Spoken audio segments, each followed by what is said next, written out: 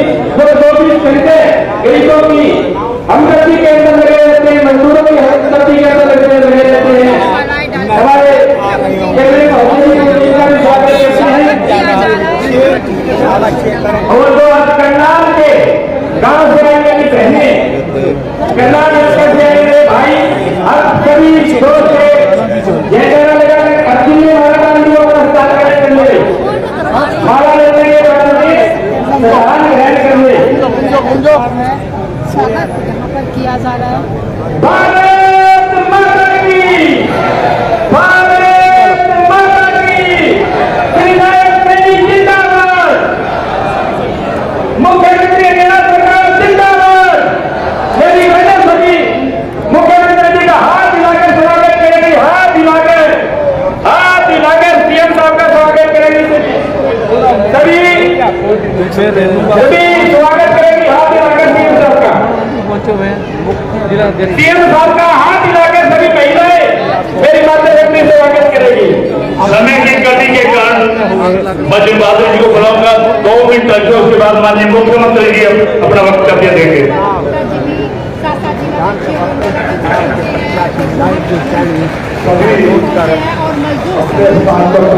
जरूर करनाल में किया जा रहा है। करते हुए आपको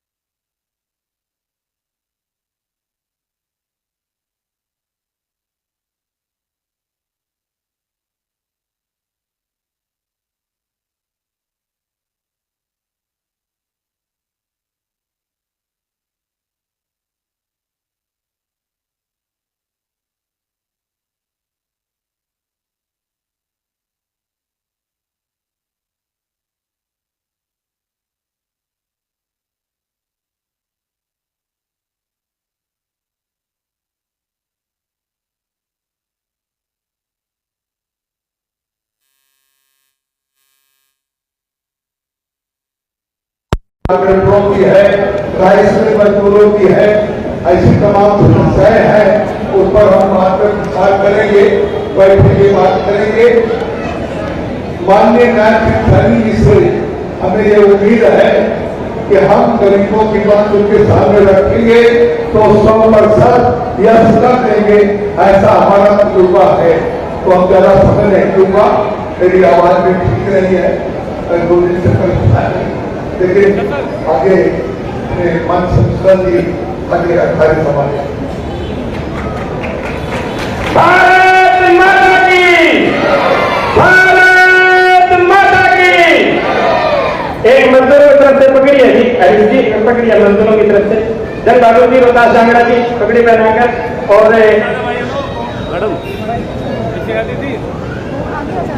सभी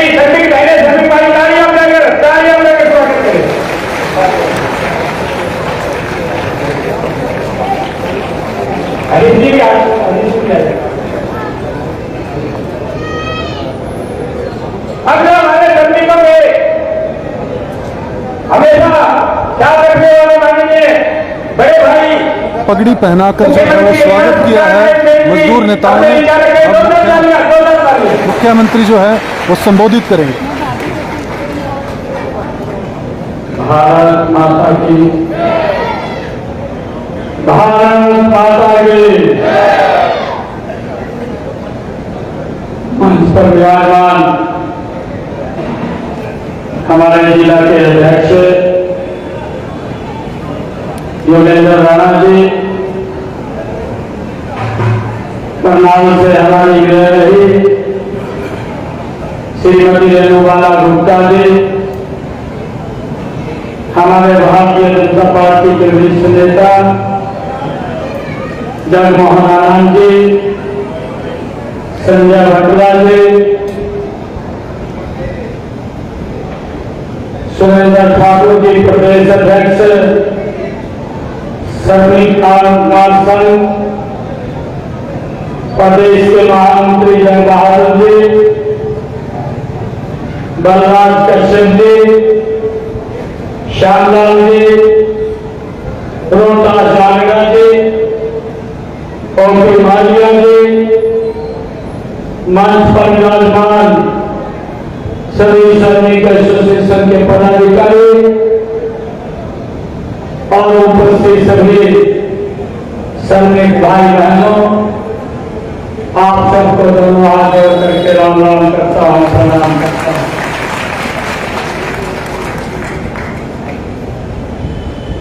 आज मेरा परम सौभाग्य है, जब बहादुर जी ने पिछले दिनों कहा था कि हमारे श्रमिकों के बीच में आना है,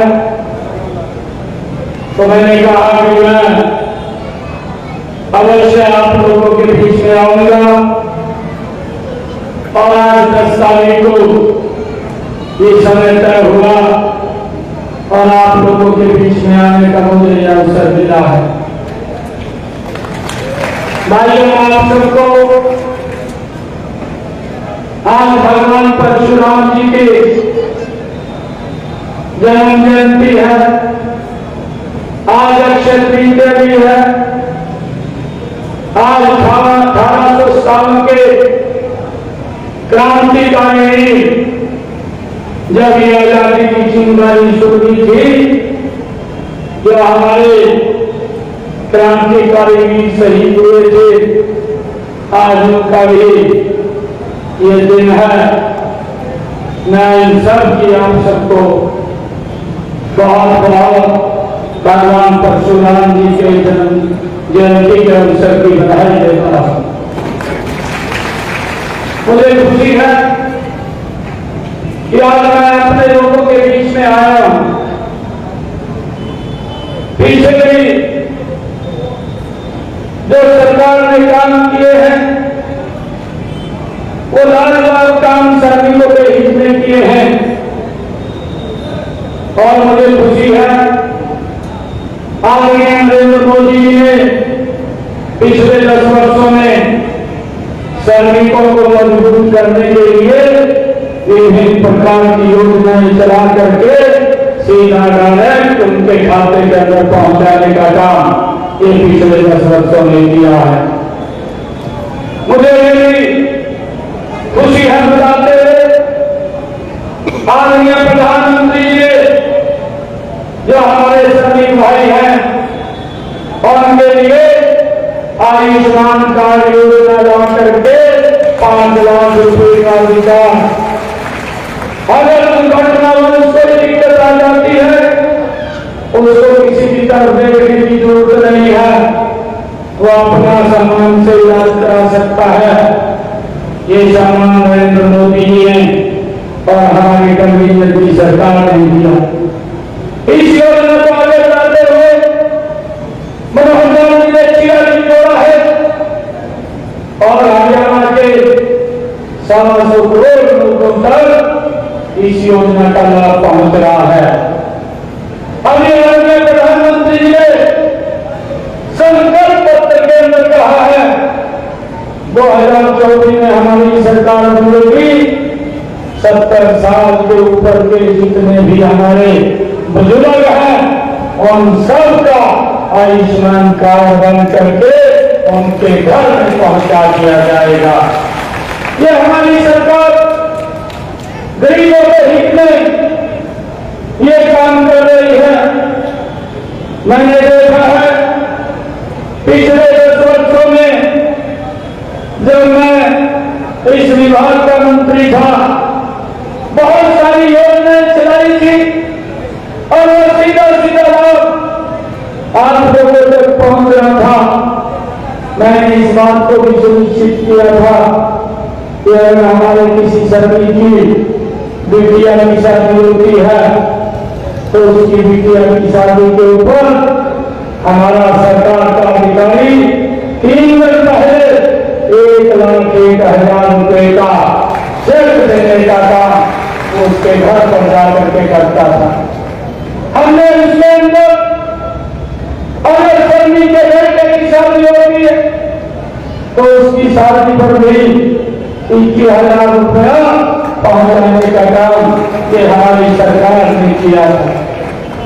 भाई मुझे खुशी है कि अगर सैनिकों के बच्चे जो पढ़ाई करते हैं उनकी स्कॉलरशिप को भी हमने सुनिश्चित किया है। और भाइयों, मैंने माननीय मुख्यमंत्री जी से और समय मोहनलाल जी से कहा कि हमारे श्रमिक भाइयों के बच्चे 35,000 बच्चे हैं जिनकी स्कॉलरशिप रुकी हुई है। मोहनलाल जी ने कल के अंदर डायरेक्ट उनके खाते के अंदर पहुंचाने का काम 35,000 बच्चों की स्कॉलरशिप देने का काम ये मनोहर लाल जी की सरकार ने किया है। भाई नरेंद्र मोदी जी ने 80 करोड़ परिवारों को लगातार इस कोरोना कालखंड के अंदर राशन पहुंचाने की व्यवस्था भी प्रधानमंत्री गरीब कल्याण योजना के तहत नरेंद्र मोदी जी ने की है। भाई मुझे इस बात की भी खुशी है कि हमारी हरियाणा सरकार ने जो हमारे श्रमिक भाई कोरोना कालखंड के अंदर वो काम पर नहीं जाते थे, घर में ही बैठे थे, हरियाणा सरकार ने चिंता करके उनके खाते में 5-5 हजार रुपया पहुंचाने का कोरोना कालखंड के अंदर भी कार्य किया है। और मुझे माननीय नरेंद्र मोदी जी ने जो हमारे श्रमिक भाई थे उन श्रमिक भाइयों के खाते में भी 3 महीने तक 500 रुपया पहुंचाने की व्यवस्था भी ये हमारी सरकार ने की थी, ताकि किसी को भी कोई दिक्कत न हो। ये हमारी सरकार श्रमिकों के हित में उनकी मजबूती के लिए ये काम करती रही है और आगे भी जितनी योजनाएं आप तक पहुंच रही हैं उन योजनाओं को और गति से आप तक पहुंचाने का काम ये हमारी सरकार करती रहेगी। भाइयों, चाहे बीपीएल कार्ड बनाने की बात है और चाहे आयुष्मान कार्ड और चाहे प्रधानमंत्री आवास योजना के तहत मकान देने की बात, चाहे श्रमिक भाइयों की पेंशन लगाने की बात, ये भी हमारी सरकार ने काम किया है। भाइयों, हमारी सरकार ने जो हमारे श्रमिक भाई जो कहीं कांग्रेस पर काम करते थे और वहां से जो डस्ट निकलती थी उस डस्ट के कारण श्रमिकों को जो सिलिकोसिस की बीमारी हो जाती थी, हमने उसको भी योजनाबद्ध तरीके से उसका सारा का सारा इलाज और 5 लाख रुपया का चेक उस तक पहुंचाने का काम किया। और डॉक्टरों को हमने ये सुनिश्चित किया ऐसे सब श्रमिक भाइयों का टेस्ट करें, अगर किसी को इस बीमारी से कोई ग्रसित होता है तो उसको सरकार लगातार सहायता पहुंचाने की काम करती है। ये सारी योजनाएं श्रमिकों तक हमारी सरकार पहुंचा रही है। भाइयों, आज मैं ये कहना चाहूंगा कि 25 मई को देश की सबसे बड़ी पंचायत का चुनाव है। आज श्रमिक भाई नरेंद्र मोदी जी बहुत चिंता श्रमिकों की करते हैं। और उन्होंने जो अनऑर्गेनाइज सेक्टर के अंदर जो संगठित क्षेत्र के अंदर हमारे श्रमिक भाई हैं उनका भी रजिस्ट्रेशन किया और रजिस्ट्रेशन करके उनको भी डायरेक्ट लाभ पहुंचाने का काम ये हमारी सरकार ने इन पिछले 10 वर्षों के अंदर किया। भाई सारी योजनाएं आज तक पहुंचती रहे, अब इसको सुनिश्चित करने की जिम्मेदारी आदरणीय नरेंद्र मोदी जी ने मेरे ऊपर दी है। मैं आज सभी भाइयों के बीच में ये बात कहने के लिए आया हूँ कि जितनी भी योजनाएं चल रही है वो सारी की सारी योजनाएं वो आपके घर तक पहुंचेंगे, उसमें कहीं भी कोई दिक्कत नहीं होगी, इसको हम सुनिश्चित करेंगे। भाइयों, आदरणीय मनोहर लाल जी ने जब हरियाणा के मुख्यमंत्री थे उन्होंने हमारे सभी भाइयों को जो गरीब परिवार का व्यक्ति है जिसके घर के अंदर कोई नौकरी नहीं लगी है, ऐसे परिवार के अंदर भी 5 अंक अलग से दे करके उसको सरकार ने बिना पर्ची बिना खर्ची के रोजगार देने का काम भी ये हमारी सरकार ने किया है। और भैया सुनिश्चित किया है कि अगर हमारे सभी भाई का बच्चा कोई डॉक्टर बनना चाहता है, कोई इंजीनियर बनना चाहता है, कोई एडवोकेट बनना चाहता है, उसका सारा का सारा खर्चा भी हमारी सरकार उसका पहुंचाने का काम करती है। और भाइयों, इन सब कामों को हम आप तक पहुंचे उसको सुनिश्चित करने का कार्य हम करेंगे। आज हमारे जंग बहादुर जी ने, हमारे रूपा सिंह ने, सुरेंद्र ठाकुर जी ने और हमारे ऊपी मालिया जी ने और यहाँ के हमारे जो श्रमिक कामगार संघ के पदाधिकारी हैं, आज उन्होंने मुझे अपने बीच में बुलाया है और इसलिए बुलाया है कि हमारे श्रमिक भाई एकजुट होकर के नरेंद्र मोदी जी को हम समर्थन देने का काम करेंगे और एक एक वोट कमल के फूल को डालेंगे। मैं भी आप लोगों से ये अपील करता हूँ कि एक एक वोट आप लोग ही हैं, इस देश को विकास की एक गति देने वाले आप लोग ही हैं, जो बड़ी बड़ी ऊंची ऊंची बिल्डिंगें खड़ी हो जाती हैं जिससे विकास का एक पैमाना तय होता है। आप अपने पसीने को बहा करके देश को विकास की दिशा के अंदर ले जाने का काम करते हैं। मैं आप लोगों को एक विश्वास दिलाता हूं कि आप लोग एक एक वोट कमल के फूल को दीजिए। यहाँ से मनोहर लाल जी को कमल का फूल दे करके नरेंद्र मोदी जी ने आप लोगों के बीच में भेजा है। मैं आप लोगों से अपील करूंगा, एक एक वोट कमल का बटन दबा करके मनोहर लाल जी को सबसे ज्यादा वोटों से जिता करके नरेंद्र मोदी जी के पास भेजने का काम करें। और भाइयों, यहाँ से मैं भी चुनाव लड़ रहा हूँ करनाल से, मैं भी आप लोगों का आशीर्वाद लेने के लिए आया हूँ कि आप लोग एक वोट यहाँ पर भी कमल का बटन दबा करके मुझे भी चंडीगढ़ भेजने का आप लोग काम करें। इतनी भारी संख्या के अंदर आप आए हैं, आप सबका मैं दिल से बहुत बहुत धन्यवाद करता हूँ। इन शब्दों के साथ जय हिंद, जय भारत, जय भारत माता के, भारत माता के वंदे वंदे। बहुत बहुत धन्यवाद।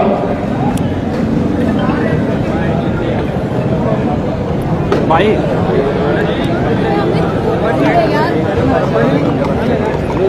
ये भी लगा लो, ये भी लगा लो।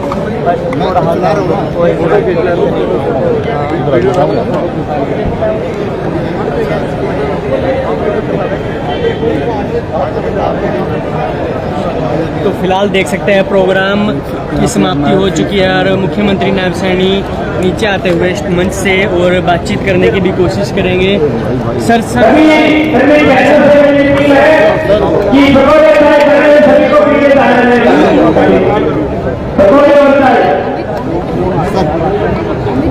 क्या कहना चाहेंगे इस प्रोग्राम के बारे में? क्या कहना चाहेंगे सर, क्या कहना चाहेंगे कार्यक्रम के बारे में? आज पहुंचे थे करनाल। देखिए, आज कई कार्यक्रम करनाल में थे। भगवान परशुराम की प्रतिमा के ऊपर पुष्प अर्पित करने का आज उनके प्रकाश पर्व के ऊपर मुझे मौका मिला है। मैंने भगवान परशुराम के जन्म जयंती की सभी को बहुत बहुत शुभकामनाएं और बधाई मैं देता हूं। उसके बाद सैन समाज का एक बड़ा कार्यक्रम, भव्य कार्यक्रम था, उसमें गया था। और अभी श्रमिकों का, आज श्रमिक भारतीय जनता पार्टी को अपना पूर्ण समर्थन देने के लिए आज यहाँ एकत्र हुए थे। इन्होंने मेरा समय लिया था कि हम पूरा समर्थन आपको देना चाहते हैं, अपने बीच में बुला करके देना चाहते हैं। आज इन्होंने भरपूर आशीर्वाद सहयोग वो नरेंद्र मोदी जी को दिया है, मनोहर लाल जी को दिया है। आज पूरे प्रदेश का श्रमिक भारतीय जनता पार्टी नरेंद्र मोदी जी के साथ वो जुड़ा हुआ है, क्योंकि नरेंद्र मोदी जी ने 10 वर्षों में जो श्रमिकों के हित में काम किए हैं, जो उन तक लाभ पहुंचाया है, आज उस बात को लेकर के उन्हें संतुष्टि है कि पहली बार किसी सरकार ने देश के श्रमिकों का इतना सम्मान किया है। हमारी भी जिम्मेवारी बनती है कि हम सभी इकट्ठे होकर के नरेंद्र मोदी जी को मजबूत करें। आज ये समर्थन देने के लिए सर, हिसार से लोकसभा प्रत्याशी कांग्रेस कह रही है सरकार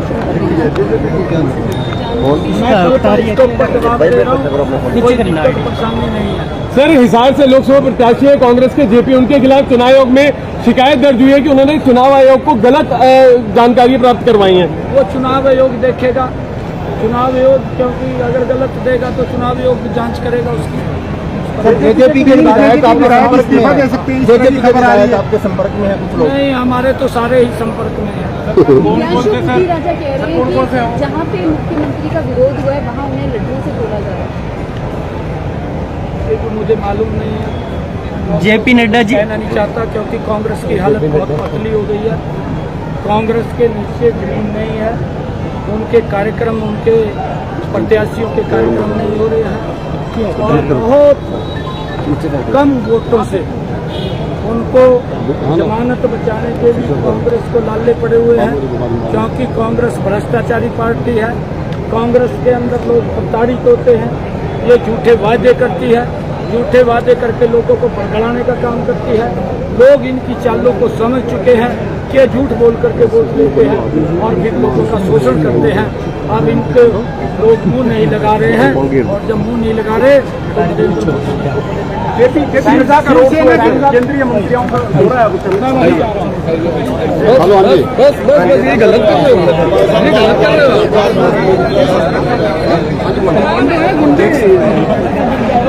देख सकते हैं ये मुख्यमंत्री, देख सकते हैं कि यहाँ पर दोस्तों आप देख सकते हैं यहाँ पर मुख्यमंत्री जी ने मीडिया के भी सवाल जवाब दिए और कांग्रेस को एक भ्रष्ट पार्टी बताया। लेकिन भारतीय जनता पार्टी में कितने भ्रष्ट नेता जो है कांग्रेस और अलग अलग जगह से आकर ज्वाइन कर चुके हैं, ये आप सब जानते ही हैं। लेकिन मुख्यमंत्री जी फिर भी कह रहे हैं कि कांग्रेस एक भ्रष्ट पार्टी है। लेकिन भारतीय जनता पार्टी ने आज इस प्रोग्राम में मुख्यमंत्री ने पहुंचकर मजदूरों का उत्साह बढ़ाया और मनोहर लाल जी को दिल्ली भेजने की और अपने आप को चंडीगढ़ भेजने की बात जो है जनता से अपील की। इस वीडियो में इतना ही। जय हिंद, जय भारत।